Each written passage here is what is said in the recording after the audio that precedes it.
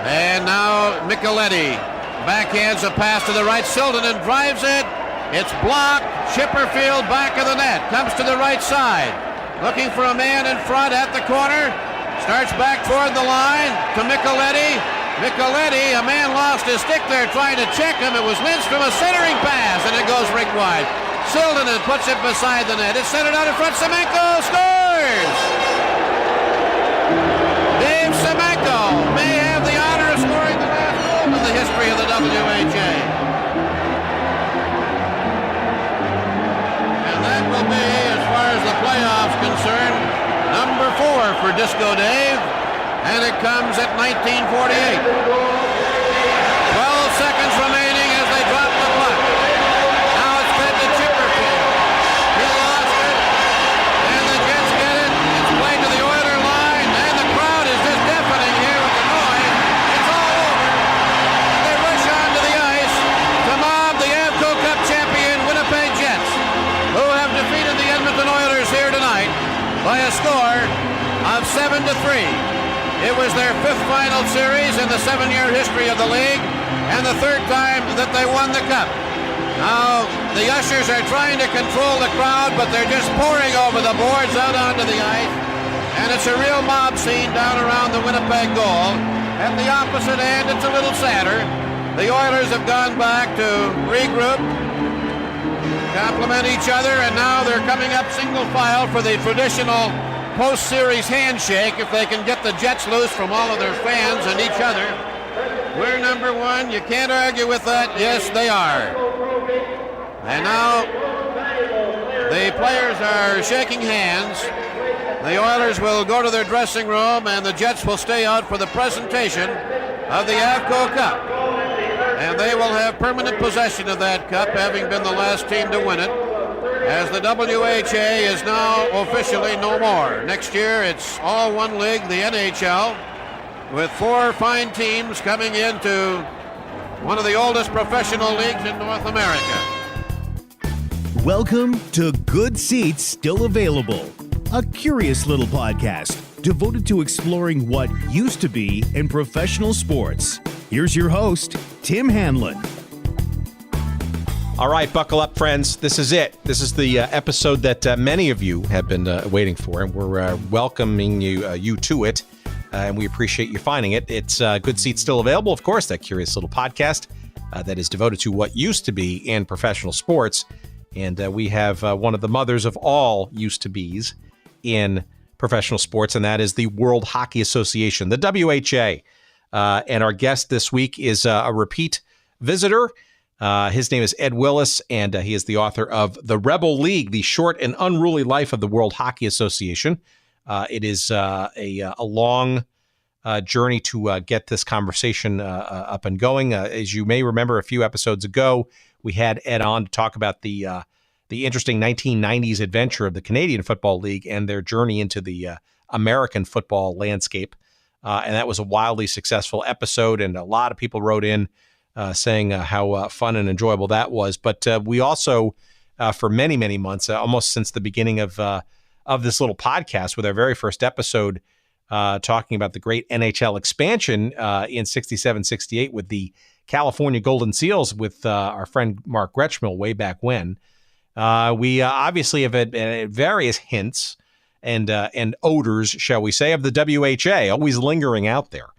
And Ed has written the seminal book, and it's a hell of a read. Again, it's called The Rebel League, The Short and Unruly Life of the World Hockey Association. It's a treasure to behold in terms of pictures and stories, and we're going to get into some of that in our conversation coming up in a couple of minutes. So, if you remember the Toronto Toros, or perhaps the Phoenix Roadrunners, maybe you were a fan or an aficionado of the old Houston Aeros, or the Minnesota Fighting Saints, for God's sakes, Chicago Cougars, in the old International Amphitheater, and the odors and the uneven ice of that.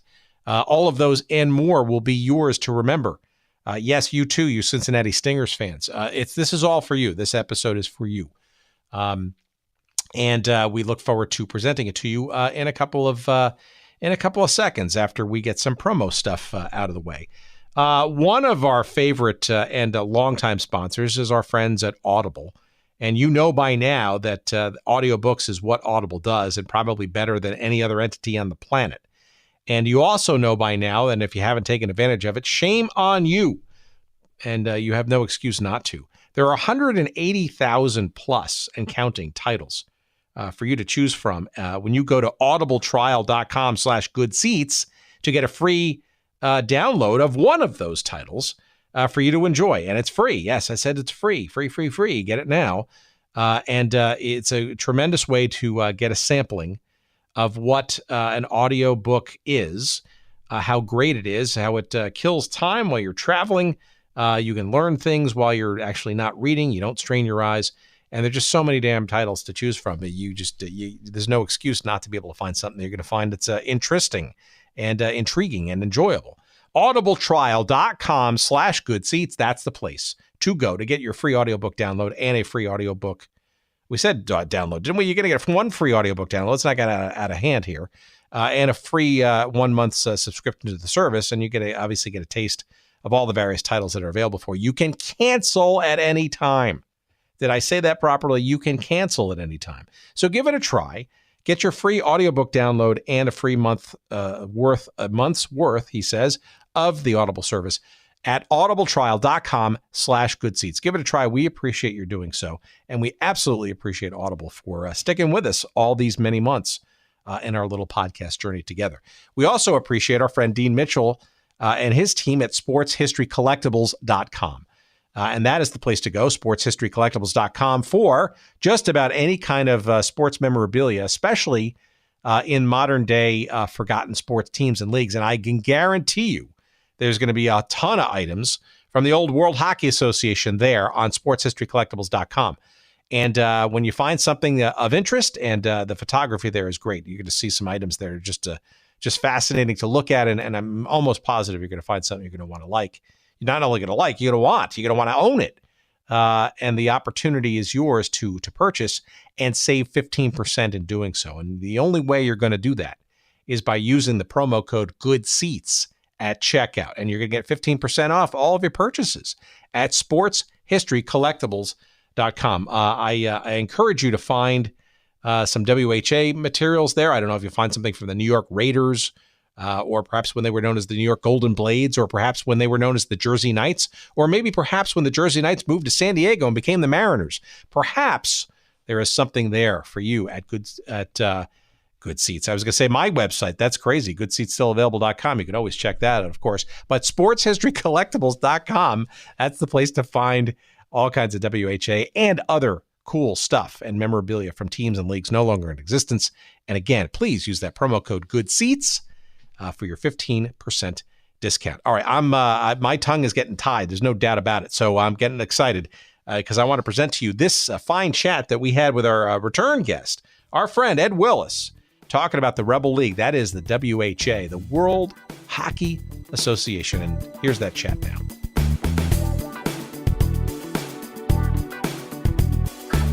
So I'm very happy to have you back to the podcast to talk about the Rebel League, which is the name of the book, but also perhaps the best way to aptly describe this crazy, as you say, the short and unruly life of this league called the World Hockey Association. I must tell you, and I think I've said this in our email correspondences, that this is a topic that has come up regularly since we started the show a year and a half ago as a topic that people want to hear and more about and discuss and remember. So perhaps before we get going, why don't you remind our audience who you are, what your life story is, and maybe we can stumble our way into why the WHA and the book that you wrote. Sure. Yeah. I'm Ed Willis. I've been the sports columnist at the Vancouver Province for 20 years now. I've worked in Montreal. I've worked in beautiful Medicine Head, Alberta, and Regina, and I was eight years in Winnipeg. And I've written 3 books. The Rebel League was the first one. Gretzky de Lemieux, the story of the 1987 Canada Cup, was the second one. And End Zones and Border Wars, which is the story of the CFL's expansion into the United States was the third one. So that just about covers it. And we encourage our listeners to go back and to find that episode. That's episode 65, if you're counting at home, and a few of you, I'm sure, are doing so, which is a great discussion about the CFL and its American expansion. And I must tell you, as I've said on our correspondence, it is perhaps one of our most popular episodes of the last year and a half, and certainly of this year. So it's clearly remembered by a whole bunch of people, and it keeps being downloaded. So we appreciate that. But let's try to break that record with the WHA. So let me start by sort of obviously you're of Canadian descent, right? And hockey, of course, is the proverbial national sport of Canada. Give me a sense of your knowledge going into writing this book of the WHA. Was it part of your beat reporting as a sports reporter, and then why the book per se, even if not? No, the 7-year history of the WHA predates my involvement with newspapers. So I mean, the genesis of this story, and that might be a podcast in itself. When I was working in Medicine Hat, a guy named John Garrett, who had been a goalie in the WHA, was the goalie coach of the Vancouver Canucks. And the Medicine Hat Tigers, who were the junior team, had drafted a kid named Troy Gamble in the second round, and they would send John out to check on him. And I sort of knew John, and the Tigers had an assistant coach named Brian Maxwell, and there was another guy named Marshall Johnson, who was a long time NHL scout. So they went out for beers after the game, and I went with them, and they started telling stories about the WHA. And it went on well into the night, and I can't remember. It was like a Richard Pryor stand-up comedy show. I haven't laughed that hard, or I hadn't laughed that hard in my life.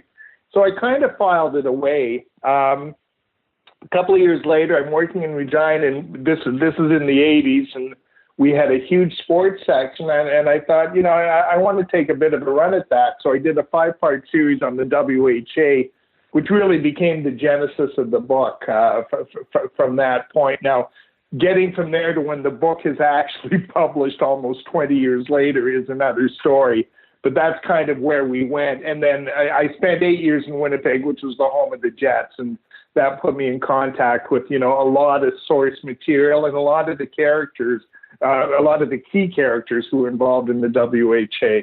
Well, before we get to sort of the beginnings of it, or the pre-even beginnings of it, what is it about? What am I searching for? What is the lore, I guess, about this league, right? It only lasted for a bunch of years in the 70s, but it still rings, right? Obviously, there's some names of teams, and they're still around, either in name or actually in actual continuation.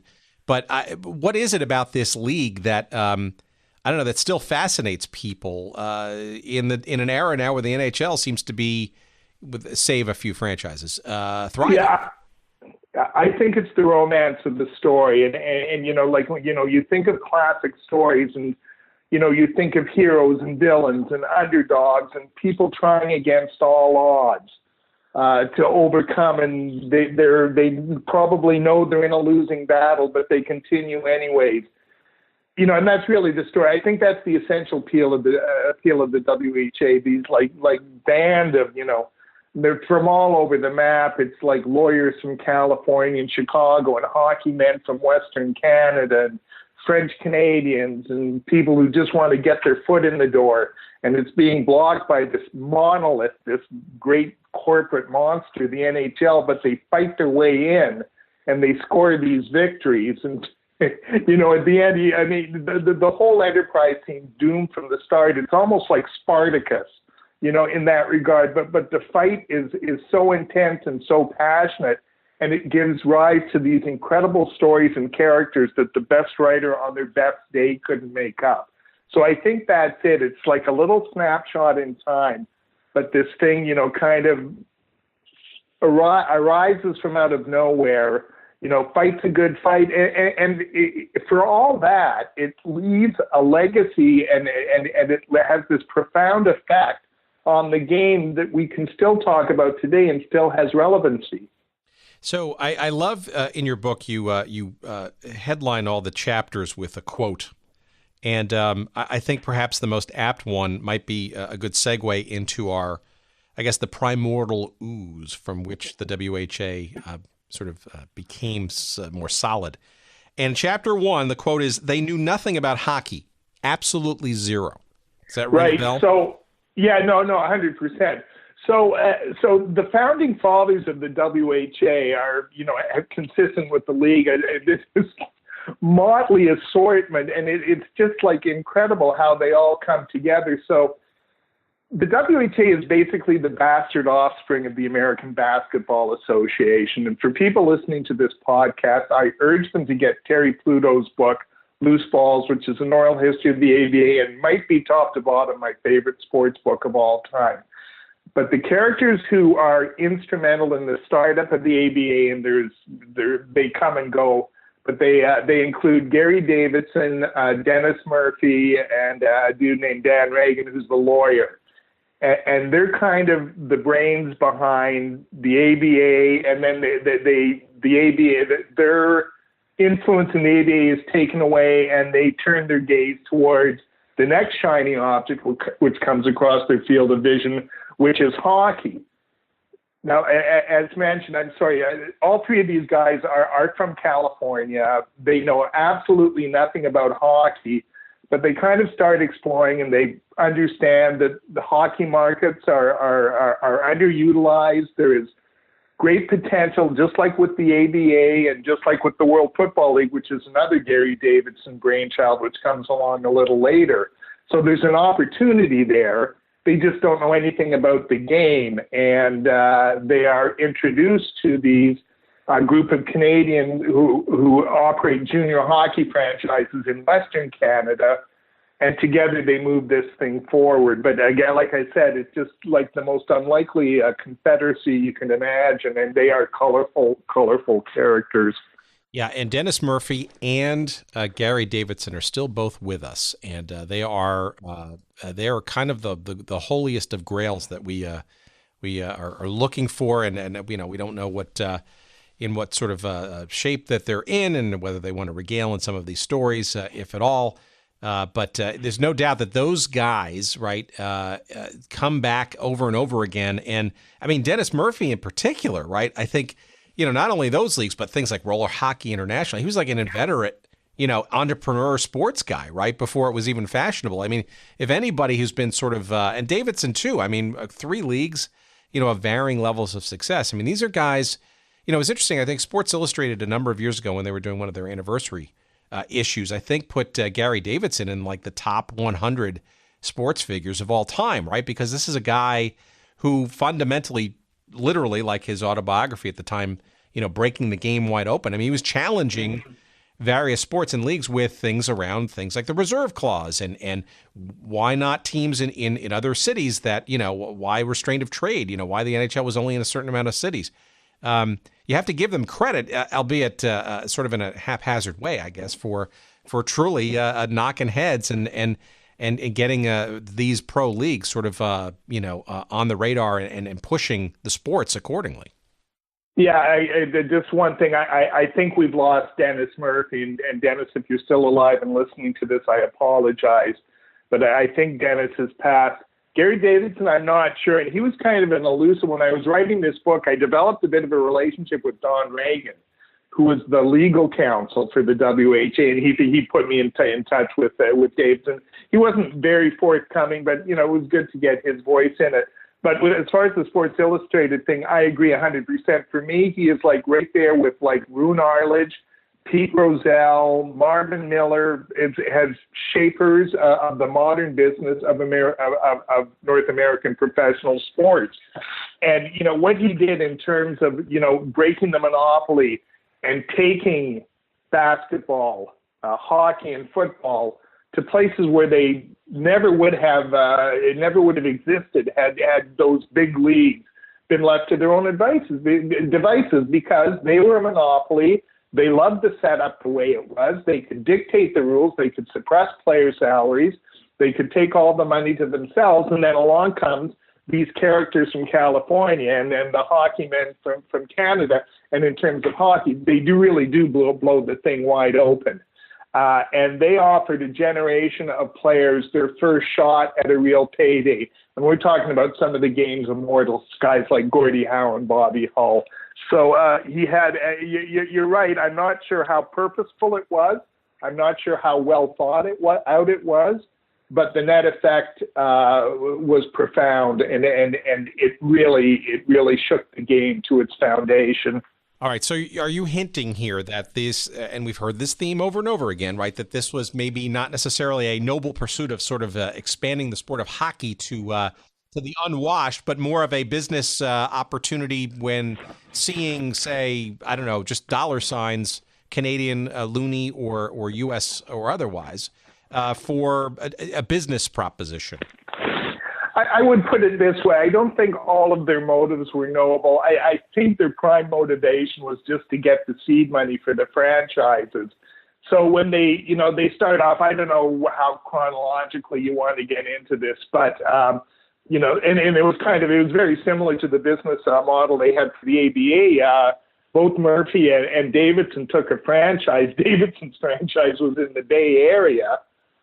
He took it. He actually sold that to the Quebec group and got over $200,000 for it, which is huge money in the early 70s. So there was a lot of that, and it gave them jobs too. Davidson was basically the commissioner of the league for the first couple of years before he left to start the World Football League. But yeah, they were, I think, probably more preoccupied with their own interests. But also they loved the hustle. They loved the challenge. They loved all those things. And I don't think you can completely short sell their efforts, because it was really the fight that was the important thing at the end, maybe not the motivation. But, I'm sorry, I like my heroes to be slightly flawed. I like them to have a few rough edges around them, and that certainly qualifies in this case. Well, I think before we sort of jump into 71, when the league sort of got going, I think it's important to remember, and I think, fans of a certain generation, or certainly today's generation, don't sort of realize this, but, the NHL, right, was only, really had not expanded past 6 franchises until the mid to late 1960s.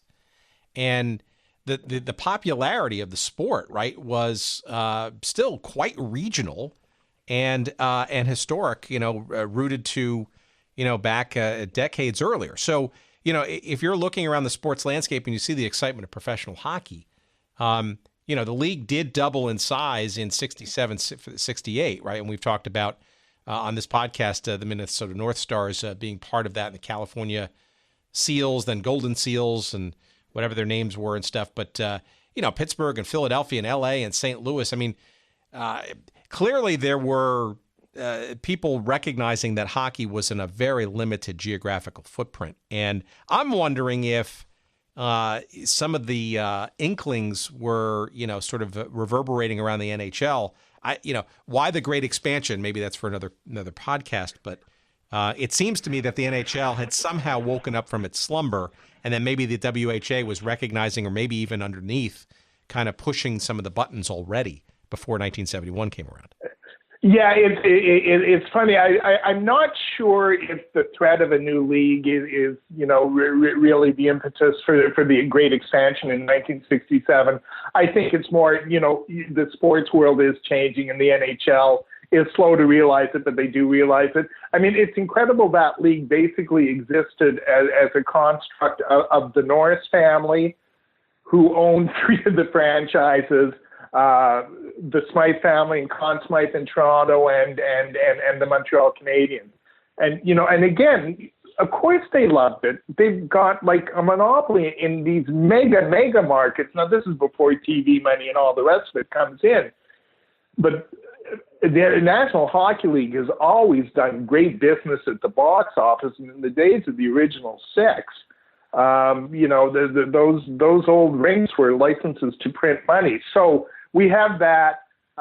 They see the sports landscape, and there is money to be made, and they've got to get to the Sun Belt, which takes them to Los Angeles and takes them to Oakland and the Golden Seals. And I'm still not sure why Pittsburgh is part of that original group, because they really don't fit in. But there is some, there is this spirit of expansionism which takes place in the NHL.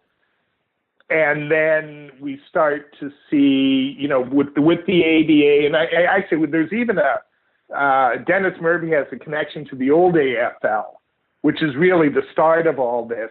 He's trying to get an expansion team into Los Angeles in about 65, and that's what really opens his eyes to this whole world of creating teams and creating leagues. Well, it's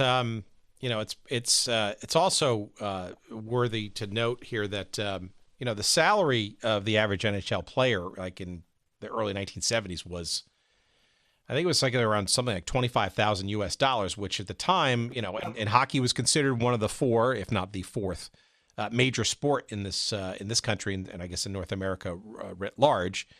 Save for Canada by itself, which is obviously much more popular. But clearly the economics, and plus it was a reserve clause, right? Which is a theme we've heard many, many times, baseball, some of us earliest days.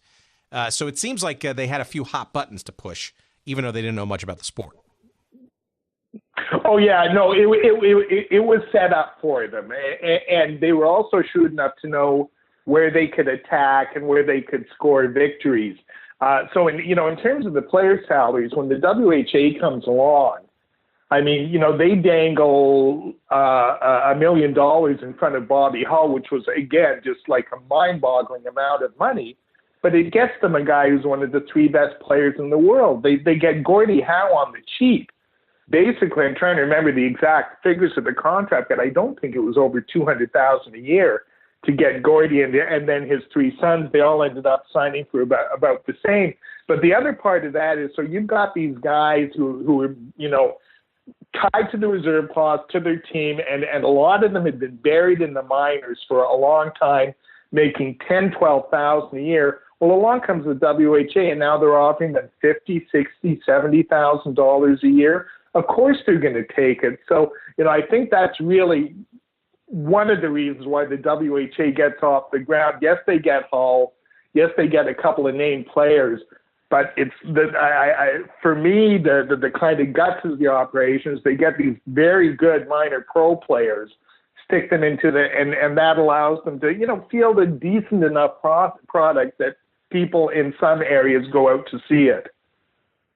I think it's also interesting, too, that according to my research, that when they announced that this league was going to start in 72, I think they kind of announced it in September or October of 71, that they announced with 10 teams, and the price tag for each of those franchises was, ironically, the average NHL salary, $25,000. I find that sort of humorous, but there's no mistake that Bobby Hull, right, was the biggest name in that earliest of days. But they were luring lots of other NHL players, even though there wasn't anything really substantial aside from an announcement and some teams that were named and markets named. Yeah, I think the first year they get over 60 NHL players, and it's interesting because the two teams that are hit hardest are Boston and Toronto, and as we get into this podcast, they're really the cornerstone of the anti-merger faction, which they end up holding up the merger for, well, they start talking about the merger after the first year of existence of the league, but Boston and Toronto want their pound of flesh from the WHA. In fact, you can make the case that the WHA cost the Boston Bruins a dynasty. They won the Stanley Cup in 1970. They won again in 72 with Bobby Orr and Phil Esposito and all these stars. But the WHA went in and scooped up their supporting cast. They got Derek Sanderson. They got Derry Cheevers, their goalie. They got some of their young defensemen. They got Johnny McKenzie, who was an invaluable. He was basically their first-line right winger. And they didn't win that or Esposito team didn't win another Stanley Cup. And the Maple Leafs, their owner was Harold Ballard, a notorious skinflint. And he just watched player after player walk out the door, and he refused to, match up. The one team that did step up and made their players, really double, triple, quadruple their salary was the New York Rangers. And they signed guys like, Brad Park to deals in the 200,000s. which was, again, an extraordinary leap at the time. So, teams had to make this choice. Are we going to play ball here? Are we going to lose our players to the WHA? And the ones that didn't, they suffered for that choice. But you're hinting that part of the strategy of getting this league up and running, announcements just to start, was indeed looking for fights, right? To sort of challenge the reserve clause and get some legal wins maybe under their belts and maybe give some of the players who might have been a bit hesitant or wary, despite the alluring check sizes, that there was a fight on their behalf effectively underway by these guys. Yeah, and again, and they've kind of established a lot of the precedents in the ABA. Like Rick Barry had his fight to play with the Oakland team, and I think he ends up sitting out the first year, but he ends up playing with them too. So and I'm just trying to remember the exact chronology of that. Curt Flood writes his famous letter in 1969, I believe. And that didn't topple the reserve clause, but I think you can make the case it sets in wheels the events that eventually lead to the Andy Messersmith case, which does topple the reserve clause. So again, this is in the air, and Don Reagan, who's their legal counsel, and ends up doing a lot of the work fighting against the reserve clause. He understands that this is a weak link. And if the NHL tries to enforce it to prohibit its players from leaving from the WHA, it won't stand up in court. And there were some bloody fights along the way, but that's exactly what ends up happening. Yeah, and timely, too, because in November of 72, which is around when the league was slated to start, I forget exactly when in 72 the league actually did start, but there was that case, Judge Leon Higginbotham in the Eastern District of Pennsylvania essentially placed an injunction against the NHL, preventing it from enforcing its reserve clause. So talk about opening up the floodgates. I mean, I think most of the folks who had signed up or frankly were considering it just saw this as I'm calling it an emancipation, but certainly an opportunity to maybe take their wares elsewhere for more money. Every hockey player should have some kind of shrine to Judge Higginbotham, and his role in all this is really underreported in hockey history, and it's granted it's a cameo appearance.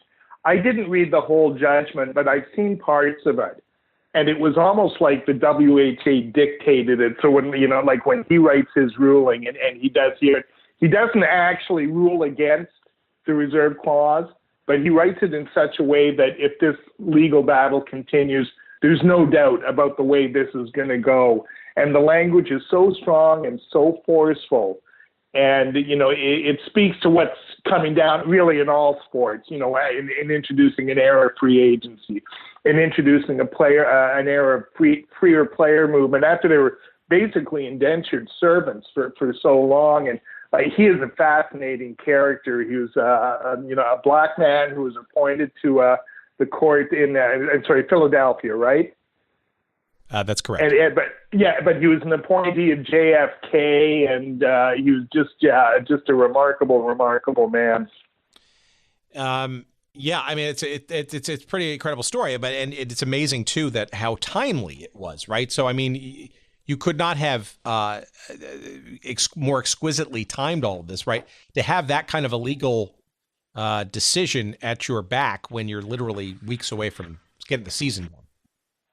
Yeah, it seems to me that the decision comes once the season is started, because Bobby Hull couldn't start the season with the Winnipeg Jets because they had this the Chicago Blackhawks had this injunction against him. And, in the book, Don Reagan tells this great story about going to argue a case in Chicago, and he's got a Chicago lawyer working with him, and the Chicago lawyer looks at the judge and goes, "Oh, we can't win this one." He goes, "Why?"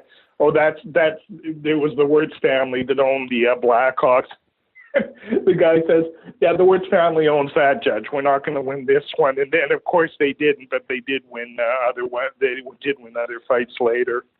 Well, so it's interesting, as the legal sort of cases sort of wended their way through the courts and the fights sort of began, on the business side, it's very interesting, right? You had, I think it was 10 or 12 teams. It looks like 12 teams were formally announced in November of 71.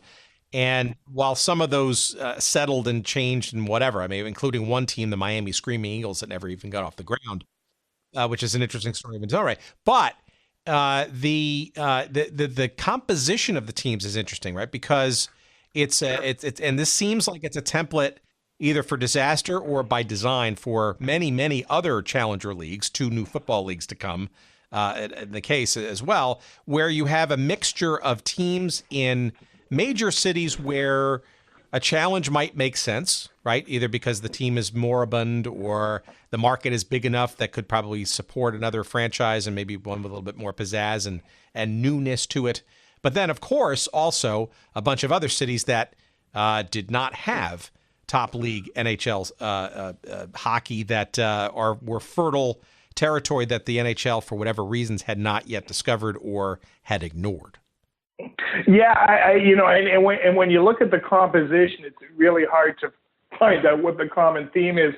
I absolutely love this. So the Houston franchise was originally slated for Dayton, Ohio, and there was going to be this grand plan to, renovate the rink in Dayton and bring big-time professional hockey that never really, that you could figure, you could guess where that idea went. So they end up in Houston, which ends up being a fairly successful franchise, and then they get the house, and that's a fantastic WHA story. But so many, it's interesting. I'm just again, I'm going from memory, but like the franchises that stay kind of in their original spots are the Canadian franchises: Quebec, Winnipeg, Edmonton.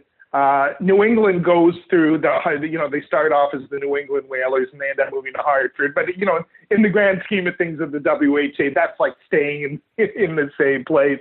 But the other franchises, like the one in Los Angeles, which was run by Dennis Murphy, it was only there for a couple of years. It becomes the Michigan Stags, and then I think it folds, or they might become, I think they were the Baltimore Blades for about 5 minutes, and then they fold. I know we're kind of getting ahead of ourselves here because that's such a big part of the WHA story. It's these franchises that come and go and seemingly disappear in the middle of the night. Well, I mean, for a league that existed from 1972 to, 1979, there are literally a couple of dozen franchises or incarnations of teams, which is just it's incredible. But I think it actually points to, and we'll get to maybe some of the wackier ones in a second. But it does point, in our exploration of the WFL, which came after this, it feels to me like there's a juggle, if you will, as part of the hustle, right, between finding money and finding the people attached to that money, and the geographies, plural, that make the most sense either from a league perspective or the person with the money's perspective. And that seems like you've got 2 or 3 variables to kind of juggle and play around with. And, there's no real central ownership or management, right? This is a franchise-based business from day one. So the checks kind of seem to rule the day, but putting the New York Raiders, not Rangers, in New York, right, where you've got, the Rangers, which are a legacy franchise, the Islanders are starting to, get going as well, and competing against the Chicago Blackhawks in a not even second-tier facility in Chicago. I mean, there just, seem to be some strange decisions sort of made versus sane ones when it comes to, placing franchises. And you got to think that some of it has to do with the personalities and the money involved. Well, and you have to, I think the key thing there, it's really so cheap to buy a membership into this league. Like you said, the original franchises went for $25,000. Now, by the time they kind of go through, the second rinse in the cycle, they're up to $200,000. But this is an era when, a guy who had a relatively successful car dealership could afford a franchise. The guy who gets the Philadelphia Blazers, Jim Cooper, he's a successful lawyer who loves sports. This is his chance to own a professional sports franchise. Why wouldn't he? I mean, that's, it's so much more fun owning a professional sports franchise than insurance policies, right? Dennis Murphy had this great line in his sales pitch: what would you rather do, own a hockey team in Detroit or sell braziers in Muskegon nobody knows what it meant. But for what, I think that kind of does, capture the spirit of the thing. And there were people who were lined up to buy the franchises.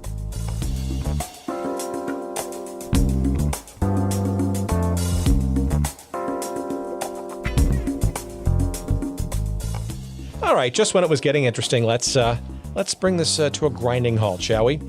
Just kidding. We got to pay the bills around here, and our friends at Audible have been very helpful in attempting to allow us to pay some of those bills, and we want to call them out now and remind you that a free audiobook download is yours for the taking, and also a free 1-month subscription to the service of Audible at audibletrial.com/goodseats. Again, audibletrial.com/goodseats for your free 1-month trial of the Audible service, and most interestingly, a free audiobook download for you to enjoy.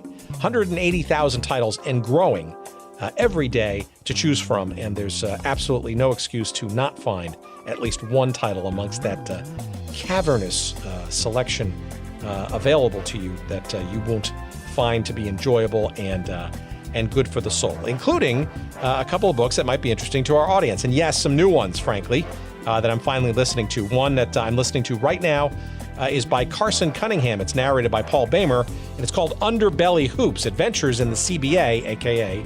the Crazy Basketball Association, which is really, of course, about the Continental Basketball Association, which for many years was sort of this ragtag minor league of the NBA. And it's a book I'm about 2 chapters into right now, and hopefully maybe a guest will get for a future episode. Also, in my queue, next up, is another guest that I'd like to get, and her book that she wrote is also narrated by her. Her name is Jeannie Buss, and of course, Jeannie is the daughter of Jerry Buss, of course, the wildly successful founder of the Los Angeles Lakers and the LA Forum, and Jeannie is clearly today the brains behind the Los Angeles Lakers today.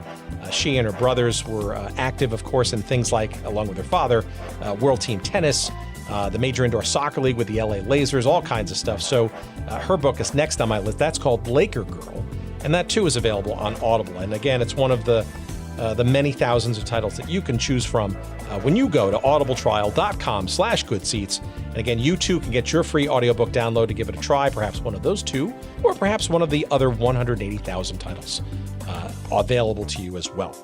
Give it a try, audibletrial.com/goodseats. Thanks for listening, and back to our conversation.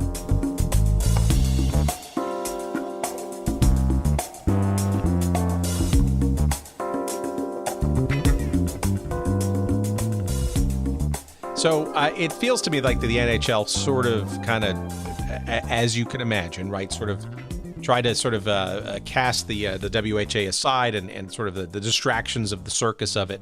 But it does seem to me that Bobby Hull's signing was kind of like the sort of punch in the face that kind of maybe got a lot of people to sort of pay attention and said, wait a minute, this actually may be serious with that kind of money and that kind of star power going to an untested league. Yeah, the NHL's first reaction was to ignore it. And there's a great quote from Larry Plow in the book, who was Montreal Canadiens farmhand, good young centerman, probably should have been playing in the NHL.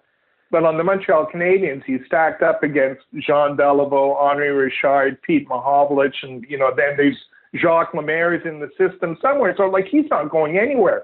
Maybe in his mid-20s he might get a shot, but that's as much as he could have hoped for.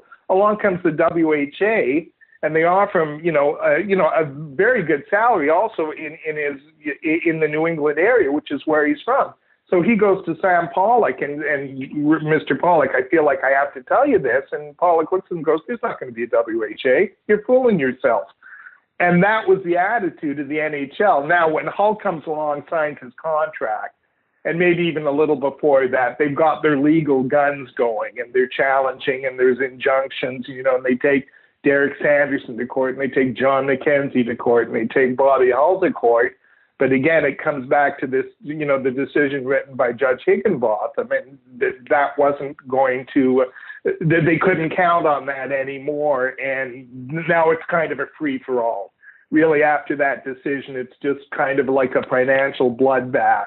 And the WHA, give them credit, they hung in there, and Not quite sure how they did it some years, but, there was a will there to keep the thing going, and, they end up lasting for 7 years. Couple of questions. So why does somebody of Hull's stature go to Winnipeg? Is that a Winnipeg Jets ownership thing? Is that a league decision? Why not say a major market like the Raiders in New York? Just curious as to why maybe that. No disrespect to Winnipeg. I mean, obviously puts Winnipeg on the map, but. Well, so again, a couple of things there. Bobby is 33. I believe he's 32 when he signs the contract. So he's still one of the 5 best players in the game, but he's kind of starting the back nine of his career. He had just gone through a bitter contract negotiation with the Blackhawks, where and the only way he could get a better deal in those days was to hold out. He thought promises had been made. The Blackhawks reneged on. He held out. And then he was forced to make this sort of very public confession that, yes, and he had to sign a new deal. So, that was the one shoe to drop. So he's approached. They send an emissary.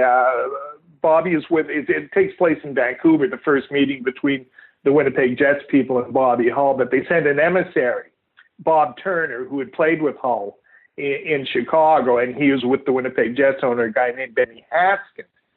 And they have concocted this idea. They're going to give Bobby Hull $1 million up front, and then they're going to give him a contract for $250,000 and a couple of other inducements, and that's going to do it. Now, in Hull's telling of the story, he listens to them, and he says, "Well, yeah, okay, if you can get me the $1 million, yeah, I'll go with you." And as he said, $1 million in those days might as well have been $38 trillion. It was just such an inconceivable amount of money. He didn't think they'd ever come up with it.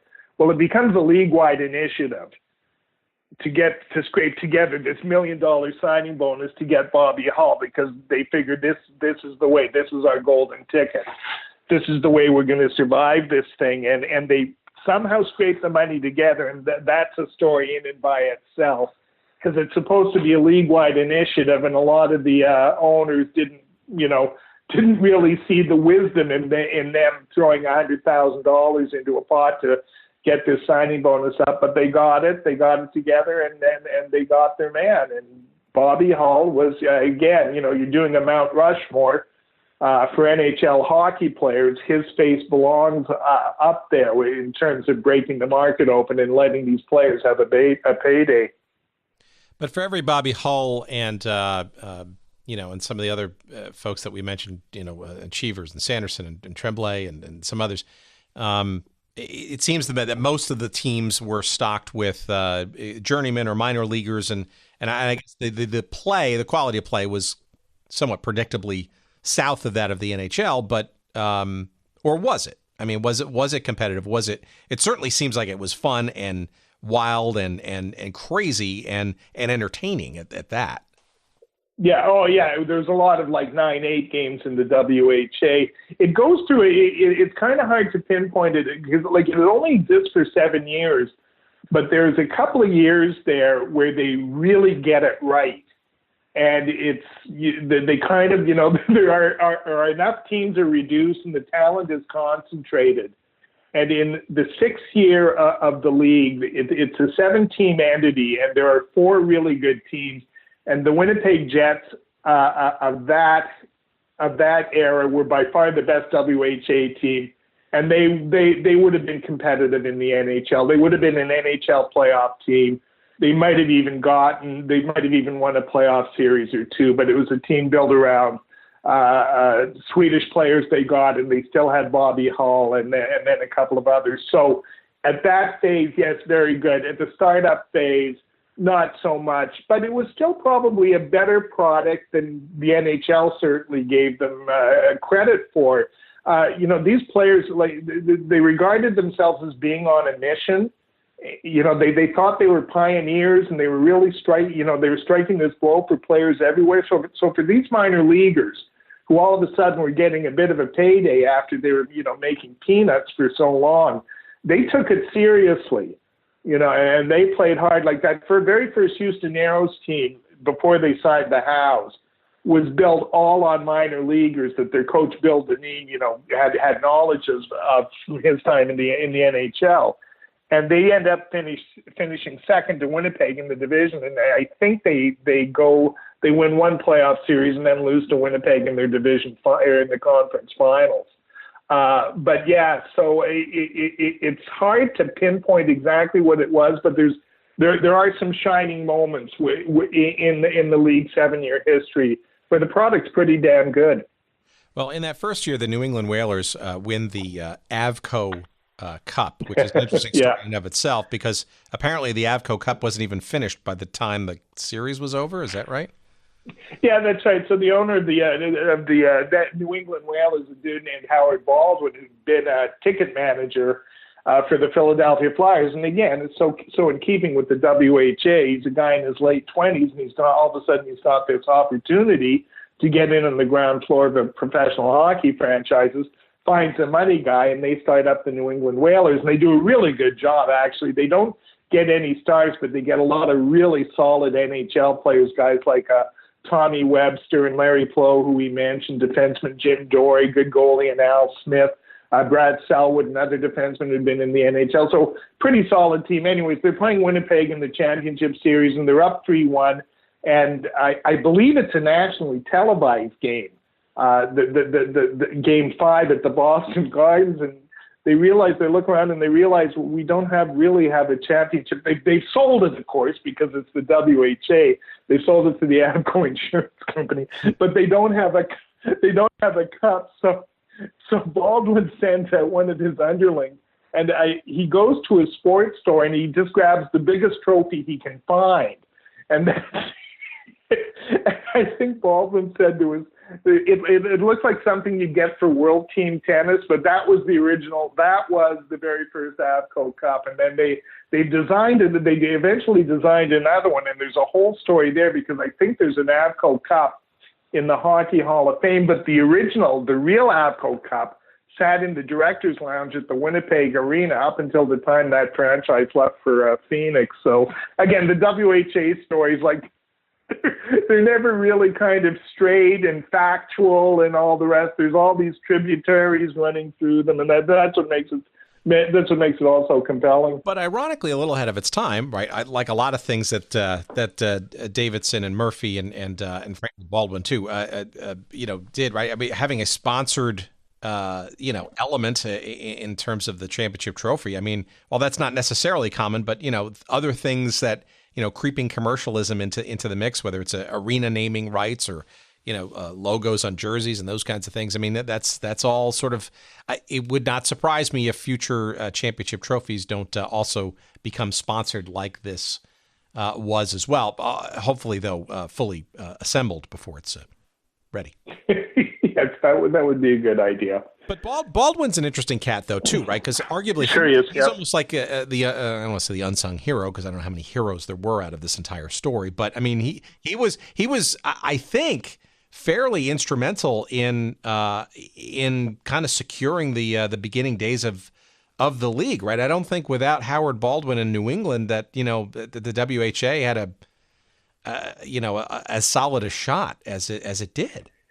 Well, I'm not sure about that. I mean, he is, and he's around right till the bitter end. And actually, he takes the Whalers into the NHL, and he's there for a while, and then he goes through a couple of incarnations as a partial owner of NHL teams, including the Pittsburgh Penguins, I believe. But yeah, no, there's a couple of Baldwin is one. Bill Hunter, who we should talk about in Edmonton, is another. Benny Haskin in Winnipeg. These are kind of the owner-operators that have a bit of staying power. The guys in Houston, they go through a couple of different incarnations, but the group that brings the house in, and that was massive for the development of the WHA. I'm trying to run through the other original guys. The Quebec group was fairly solid too, but then their franchises were solid. So that would probably explain it. But I mean, it's crazy. Like when I think of it, because the ownership of the WHA teams includes Ray Kroc, the McDonald's multi-billionaire in San Diego, and then You've got him. You've got Jimmy Pattison in Vancouver, who's one of the, at the time was one of the wealthiest men in Canada. So you've got these moguls, and you've got these kind of fly-by-nighters at the other end of the spectrum, just trying to scrape enough money together to get to meet the next payroll. All right. Well, let's talk about a couple of franchises in the earliest of years, because it's indicative, I think, of what was to come, and frankly, plague. I look, for example, at what I think was supposed to be the flagship franchise of the WHA from the very beginning, which is the team in New York, right? So obviously the New York Rangers, very successful team, but this team called the New York Raiders. Do you want to sort of get into that story? Because it almost feels like the NHL quickly, reflexively took umbrage and expanded in an arena that the Raiders were looking at on Long Island to kind of get going. Yeah, so they expanded the NHL. Again, one of the things to counteract the WHA, they expand into Atlanta and they expand into New York. And Atlanta takes Cousins is his name. He was going to be a WHA owner, and then the Islanders, they think that sews up the metropolitan New York marketplace. But there's again, I believe he's just a lawyer at the time, a successful one named Dick Wood, and he's got a partner, and they go in and they pay the franchise fee and they get the New York operation. The problem is that they actually had a pretty sound business plan, and they are one of the few owners at least, who end up making money on the WHA, because they sell the New York franchise. They get it while the getting is good. The problem was they're at Madison Square Garden, and they're drawing their 6, 7, maybe 8, 9,000 on a good night.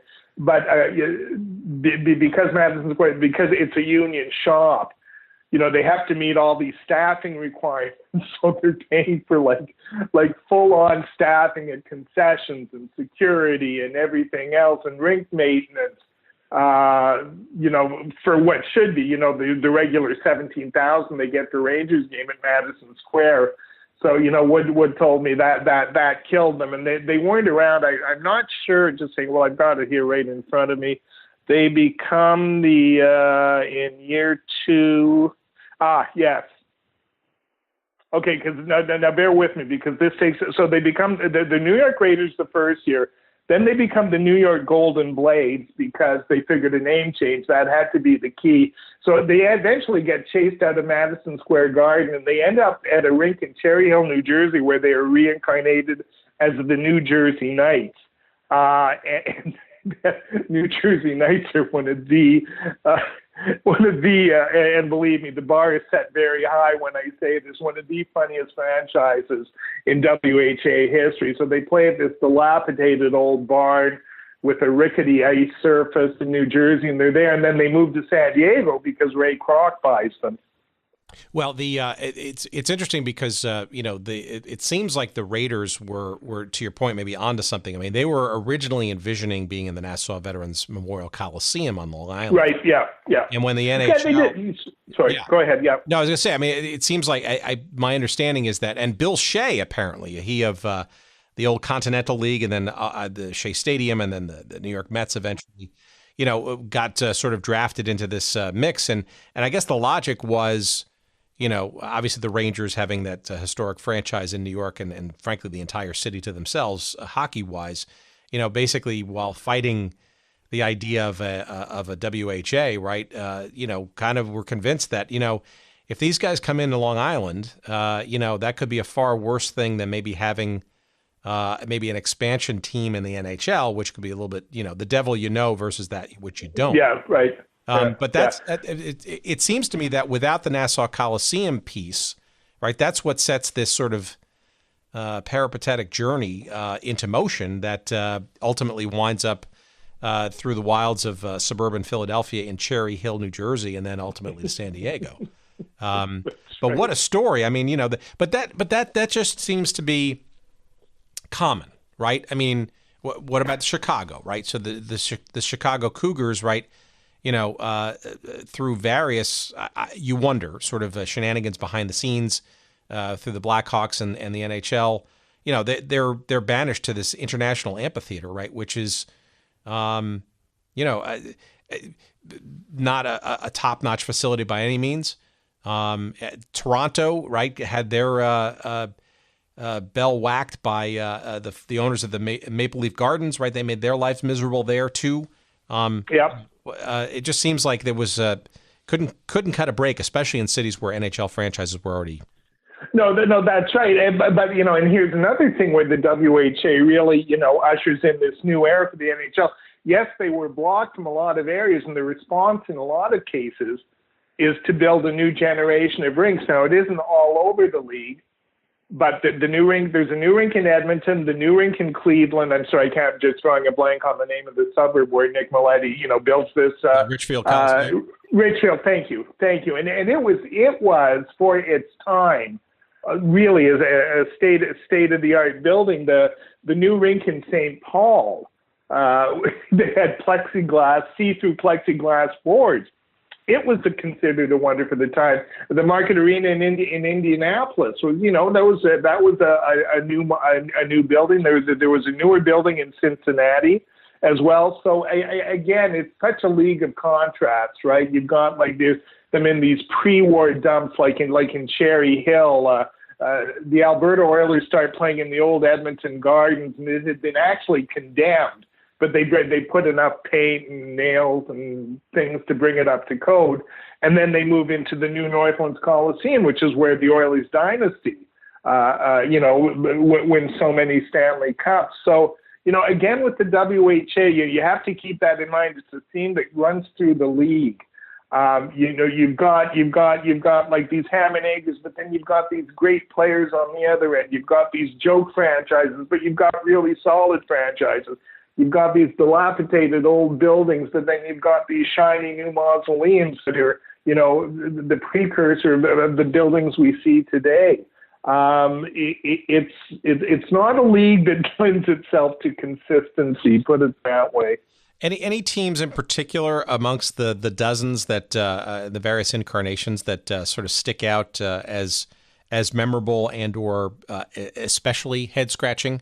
And I know that's saying something when you're talking about the WHA.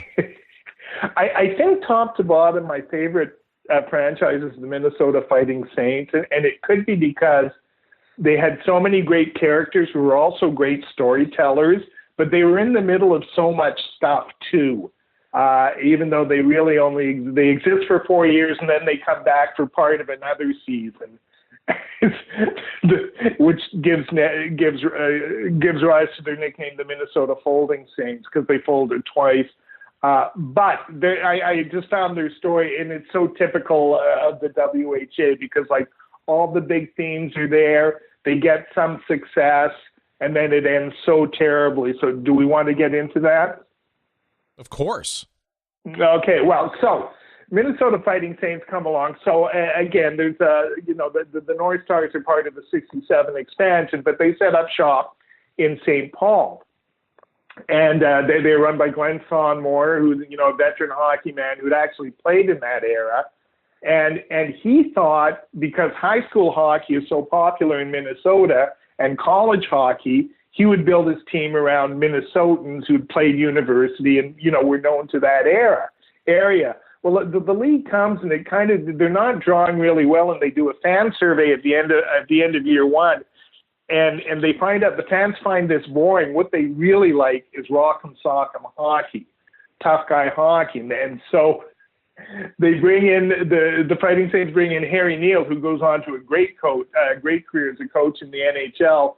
But they also start bringing in a goon squad, but they spend money and bring in Mike Walton, who's, you know, pretty good player, had been thought of as the next great superstar for the Toronto Maple Leafs, but Mike had some issues. He never quite got there. So they kind of assemble the guts of a pretty good team, and then they've got this goon show with them, and then they sail off and have a really good year in year two. They end up facing the Houston Aeros in the playoffs, which create one of the great moments in WHA history because they're drawing 17,000 to watch Gordie Howe and his son play this really funny funny Fighting Saints team. So they have this moment where it looks like they're getting close, and then they kind of lose momentum, and then they lose ownership, and by the end of it, the players aren't getting paid. They don't make it through their final year, and it just kind of ends badly. But I mean, we're talking about a story arc that sounds like it's like 60, 70 years, and it's 4 years, and it goes up and down and up and down, and it's bad, and then it's good, and then it's funny, and then it's terrible. But it just an amazing franchise. And like I said, the stories that came out of that franchise are absolutely terrific. Well, but that's not even crazy by comparison. I mean, I look at this little nook or cranny of the journey of the Denver Spurs, right? Who played a year in 1975 and then kind of folded, or they kind of moved in 1976 to Ottawa, Canada, of all places, when they were on a road trip. And they didn't even, that was so rushed, they didn't even like get a logo or even change their uniforms, and they're still Denver, playing as Denver, but on Ottawa. How? The Ottawa Civics. I'm sorry, I had to look it up. It's been a while since I wrote it, and I think they play 1 or 2 games as the Civics, and but and again, like when we say business plan, there was this, and Davidson and Murphy and the other guys, they understood chaos was part of the deal. It wasn't, so franchises moved around. They didn't view that as a bad thing necessarily. It brought fresh blood into the league and into the game. Now, obviously, looking at this through the lens of 2018, it's largely hilarious. And it was at the time, but some of those franchises did hang around. I'm sorry, I'm just looking at my list of franchises, and we haven't even talked about like the Birmingham team, which is again a separate podcast in and by itself. So it wasn't. Like I said, that was kind of sewn into the cloth of the WHA. It was part of the deal that franchises were going to move around, and if it meant moving a team from New Jersey to San Diego, so be it. Well, but it does stand in stark contrast, though, to, we sort of alluded to this earlier. There were a handful of franchises, a number of them that made the successful jump into the NHL once the merger was announced. And it seems like the bulk of them, if not all of them, were with the exception of the Whalers who were there, but stable in Canada, right? So Winnipeg, right, pretty stable, very stable, right? Quebec, once they moved from their original starting point in San Francisco, which actually never really was they never played a game in San Francisco, Indianapolis was fairly strong near the end. Edmonton, of course, starting as Alberta, maybe they're only sort of wrinkle there, but I guess what I'm trying to get at is this dichotomy. It seems like you've got one half, of the teams that just they can't stick around, the owners can't stick around, and others who are kind of gutting it out and staying stable and being, if you will, model franchises, and getting just rewards sort of near the end of all this process. I mean, how does a league like the WHA, stay in good stead in the hockey community, right? Because I keep seeing over and over again in these various stories and anecdotes, right, where so-and-so, where the NHL, of course, but others sort of arena owners don't look at the WHA as being, quote unquote, professional or taking them very seriously. Yet, I would argue that, people in Winnipeg and Edmonton and Quebec were probably very serious because they were coming back year after year and staying around and staying quite stable at that. No, and again, I think it ties in with this theme of contrast in the WHA. And yes, those franchises you mentioned were stable, were well run. Had very good teams. Some like legitimately good teams. The end game for all of them was to get into the NHL. That was it. When maybe when they started off, it was a bit of a lark and a bit of an adventure. But by about year 4, year 5, this this merger talk is starting to gain steam, and they can see the finish line there. There's a battle that's gone on. The NHL has lost tons of money. The WHA is also starting to sign junior age players, which is again another topic we might get into. And that's really what forces the NHL's hand, because now they're losing, not only are they losing some name players, but they're using like the next generation of stars to the WHA as well. But again, for the WHA teams, especially when we get toward the end, and there's kind of a process of natural selection that, the teams that just don't have the wherewithal or the inclination or the appetite to hang around are weeded out, and you're left with these, fairly serious operators. And like I said before, year 6 is by far the best season in the history of the WHA, and it's because it's a 7-team entity there, and everybody who's operating are fairly serious and are putting a good product on the ice. And they really thought that the merger was going to, actually, they probably thought the merger was going to happen the season before. They definitely thought it was going to happen the year of that. They had to wait another season to get it. But that was the end game for those guys getting into the NHL. Well, okay, but juxtapose that with all the sort of dancing franchises, that seems kind of hard to kind of square. But my understanding, though, is that the merger conversation started fairly early on in the WHA's life, right? Maybe not publicly known. Is that yeah. Fair to say?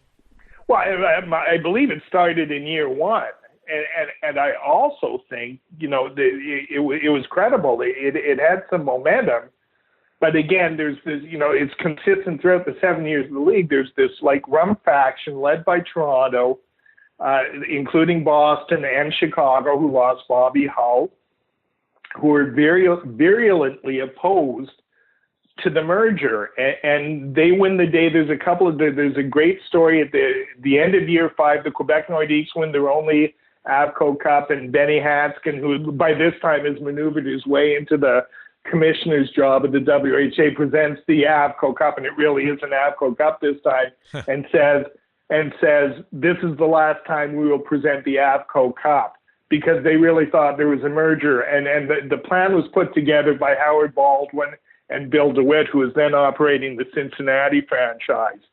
And it made perfect sense. There were going to be 6 WHA teams merging with the NHL. They were going to operate as their own division, and, in time, they kind of find their own way into the mainstream of the NHL. But again, this, this anti-merger faction, and they only needed, I think it's 5 votes. It was between 5 or 6 votes to kill merger, and they could always drum up those votes. Why do you think, or do we know why Cincinnati and Houston ultimately did not make it from those 6 to merge into the NHL?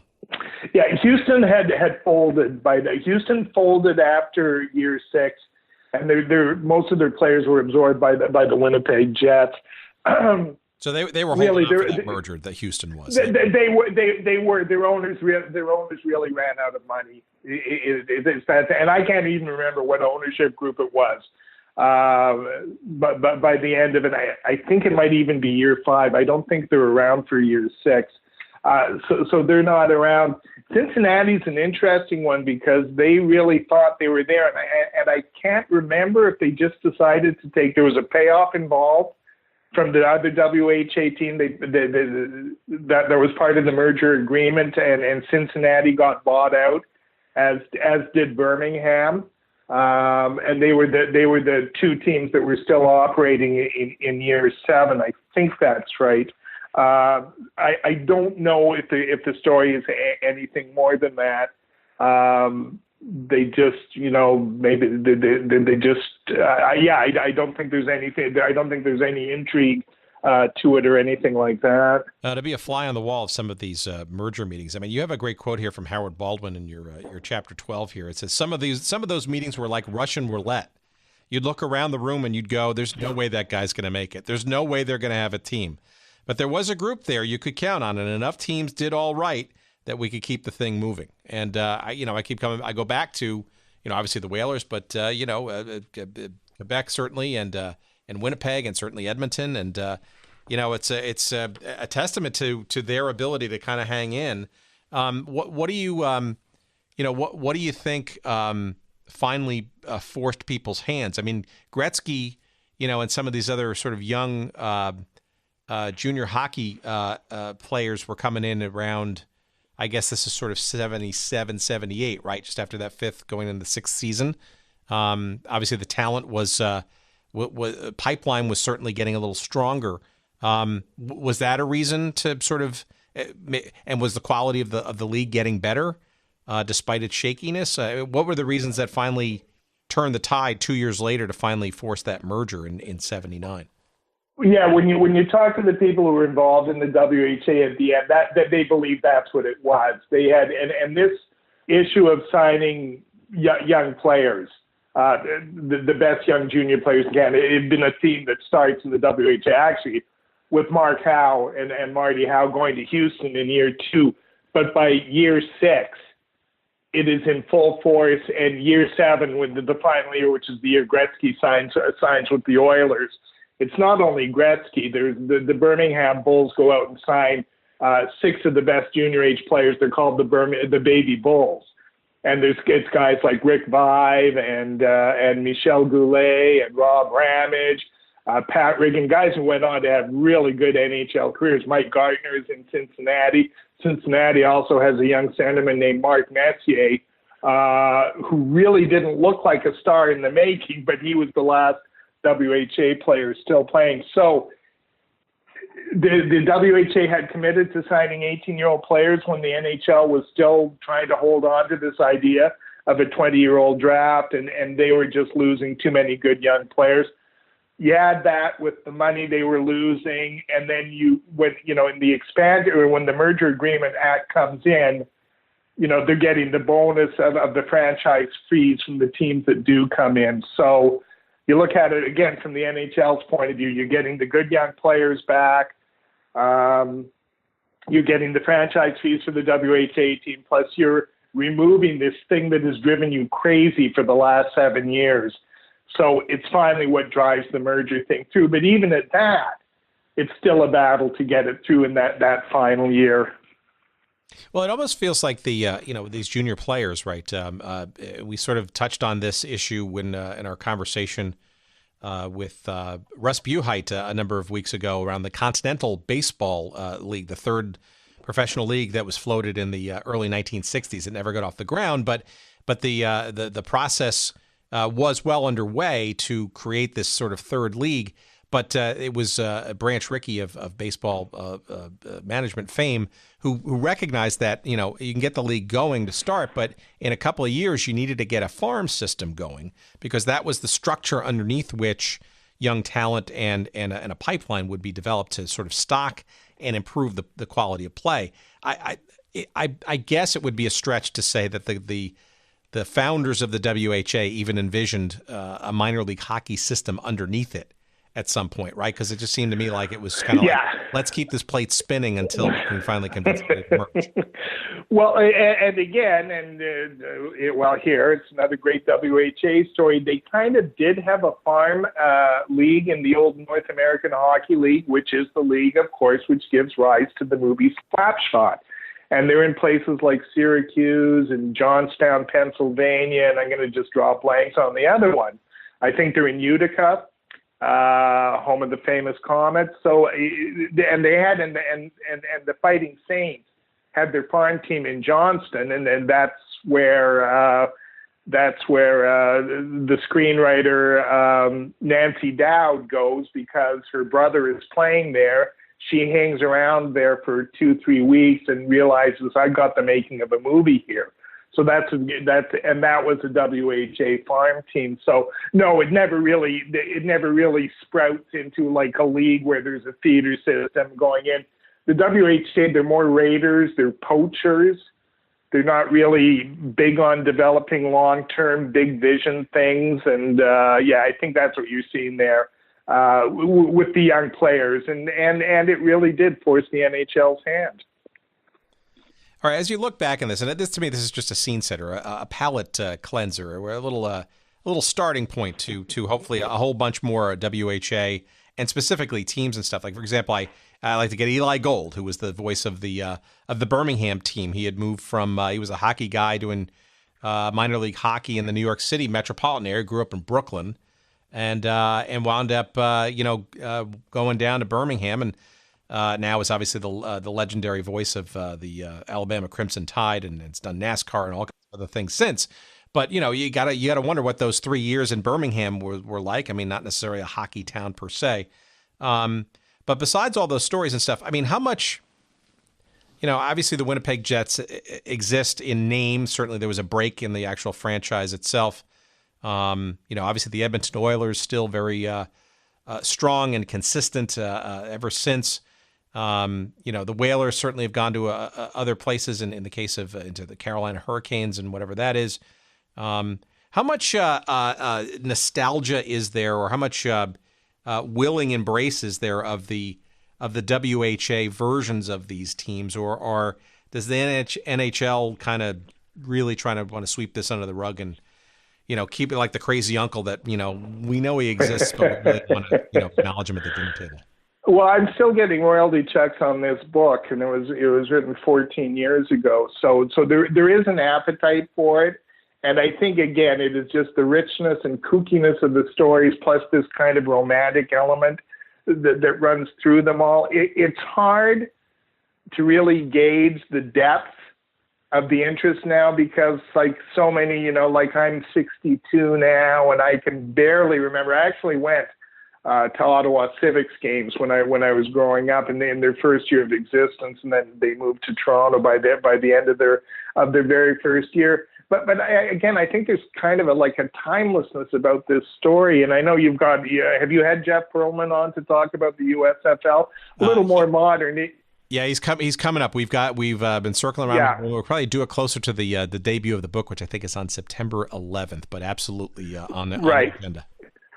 So, in all these leagues, and I referenced Terry Pluto's book about the ABA earlier, and these leagues, they just give rise to such incredible stories and the characters involved and all the rest of it. And, sports is just so corporate and straight-laced now, and you don't get these kind of these swashbuckling characters who are, tearing down the old order and trying to build this new world. It just doesn't happen that way anymore. But I think there's really a universal appeal in these kinds of stories. Do you think, I guess to just sort of put a capstone on this conversation and hopefully a marker for future ones, do you think that there's an appetite or an opportunity for another challenger league to, say, the NHL,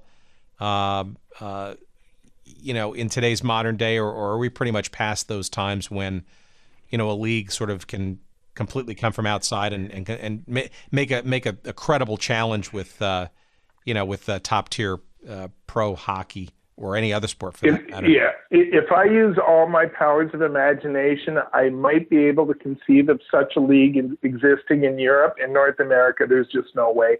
The price of competing would be too expensive, and you'd be talking about $1 billion investments to try and see it through. The market conditions that exist when the WHA starts are absolutely perfect, but I don't think you could replicate those circumstances again in a million years. I mean, and again, you think of it, you've got the reserve clause, you've got underserviced markets, you've got the sort of new generation. I think we talked about it in the other podcast of venture capitalists who want to get in on the game, but they're blocked from it, from the establishment. So you've got all these things kind of percolating underneath, and that gives rise to these new leagues. But I think the biggest thing there, again, the cost of the entry into the membership fee is so low, it's affordable, and I just can't see a league starting under those circumstances. How do you? Here's the last question. How do you think the pro game in Canada would have evolved without the WHA? Because you could make the argument in retrospect that the 7-year adventure of the WHA essentially was the NHL's Great Canadian Expansion. Yeah, I think so. I mean, there was zero appetite for them to move into places like Winnipeg, like Edmonton, like Quebec. And by the same token, there was a WHA team in Phoenix long before the Coyotes showed up. They were into the Sun Belt in a big way. places like Houston. We talked about the Miami Screaming Eagles and everybody, so they had a vision. But I'm just not sure if they would have ever found their way to Winnipeg, to Quebec, to Hartford, to Edmonton, had it not been for the WHA. But again, it's proved, and can you draw a straight line like Nashville? Not a very traditional hockey market, but they built something there. They've set roots into the community, and they've really got something. So, it doesn't always have to be New York. It doesn't always have to be Los Angeles. There are markets where the game will thrive. But like I said, I really seriously doubt if the NHL would have looked longingly at Winnipeg and Edmonton and go, boy, we got to be there. There's a gold mine to be made there. Well, again, we have just scratched the surface, and we didn't even get to talk about, the Chicago Cougars or the San Diego Mariners or even the Michigan Stags. And I hope at some point we can go a little bit deeper. The Cleveland Crusaders, for God's sakes. I mean, in Richfield, Ohio, and I don't know. There's so many great sort of stories to unearth and stuff. But we appreciate this conversation. Tell us about the book. Give us the name of it and all that kind of stuff. And because it's a seminal work, there's no doubt.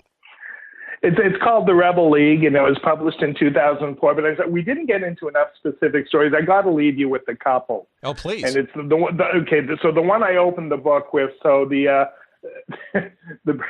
the Birmingham Bulls are playing in Winnipeg, and the Birmingham Bulls had like the toughest.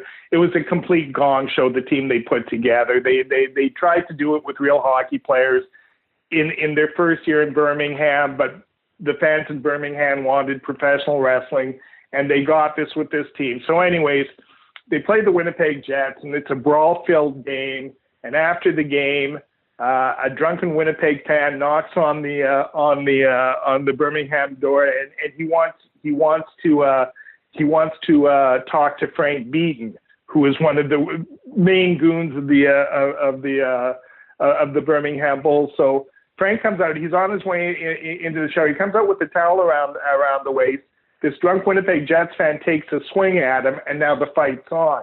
Well, all the other Winnipeg, it kind of spills out into the concourse. All the other Birmingham players are kind of in the middle of heading to the shower. They hear there's a fight on, so they go charging out, most of them naked, into the concourse of the Winnipeg arena. So the brawl ensues, and they finally separate it, and they all laugh, and they're clapping each other on the back. Well, this crowd has assembled, including many middle-aged ladies who are horrified of what they saw. And I think I wrote at the time, I think if you're going to say a metaphor for the WHA, that would be it, of all these crazy, these lunatic hockey players running around naked, scaring people. That would be it. Frankie Beaton, for some reason, comes up in my favorite WHA story.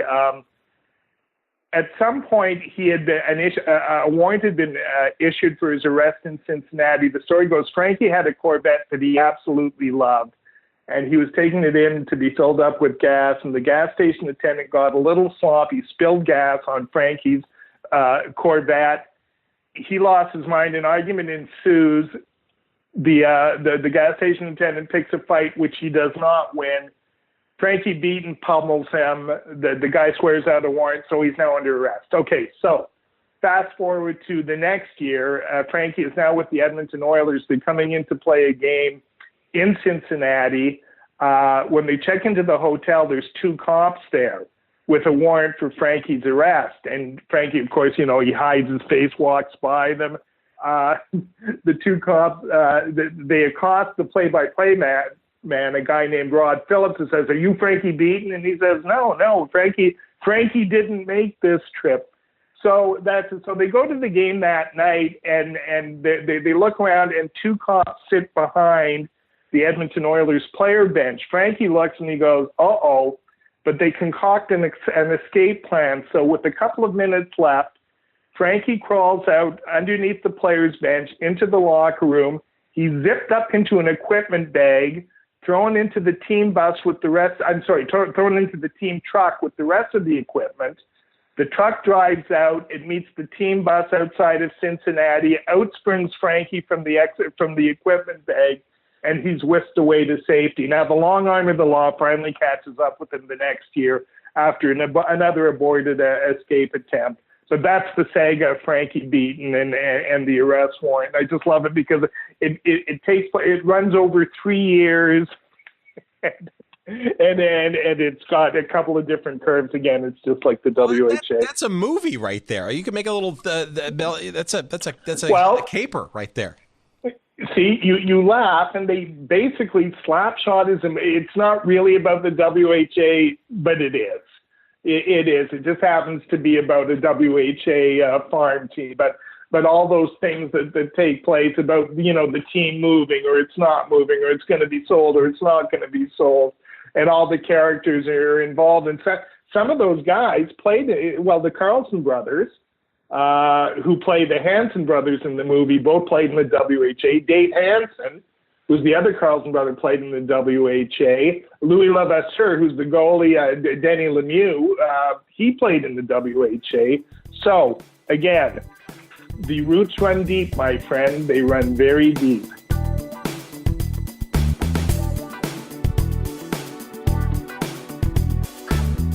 Okay, that's an introductory course to a topic that we are going to go much, much deeper into. There are just too many rabbit holes and teams and lineages and stories to go into with the old World Hockey Association. And we thank Ed Willis, the author of The Rebel League, that's the name of the book, The Short and Unruly Life of the World Hockey Association, for getting us going on that conversation. But the Calgary Cowboys. Do you remember the Philadelphia Blazers? What of the Baltimore Blades or the Los Angeles Sharks? Do you remember the Cleveland Crusaders and perhaps even the Dayton Arrows, which never played but became Houston? But why Dayton? Why was Dayton even on the roadmap? I mean, no offense to the good folks at Dayton, but not the most major league of metropolitan areas. But these are the stories and the interesting just journeys of a league that sort of defies logic. But again, some themes and some people, some of whom we've talked to, some of whom we want to talk to. And the WHA is absolutely part of pro hockey's history. And of course, if you're a fan of many of the teams in Canadian hockey, Edmonton, for example, right? I mean, without the WHA, there is no Edmonton, as you heard from our guest, Ed Willis. So, interesting story, a fascinating book. And again, it's called The Rebel League, The Short and Unruly Life of the World Hockey Association. It's published by McClellan and Stewart.